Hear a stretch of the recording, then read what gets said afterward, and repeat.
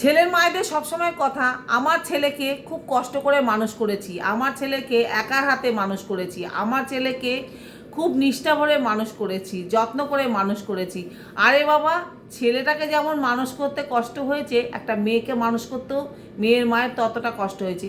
মেয়ের মা কি অনলাইনে অর্ডার করেছে যে বিয়ের আগের দিন অর্ডার করেছে আর বিয়ের দিনই সে এসে উপস্থিত হয়েছে আর সঙ্গে সঙ্গে তাকে বিয়ে দিয়ে ডেলিভারি করে দিয়েছে?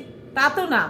তুমি যেমন 10 দিন 10 মাস ছেলেটিকে পেটে ধরেছো, মেয়েটির মাও মেয়েটিকে 10 মাস 10 দিন পেটে ধরে তারপরে তুমি যেমন কষ্ট করে যত্ন করে ছেলেটিকে মানুষ করেছো, মেয়েটির মাও কষ্ট করে যত্ন করে তাকে মানুষ করেছে, বড় করেছে, সংস্কারী করেছে।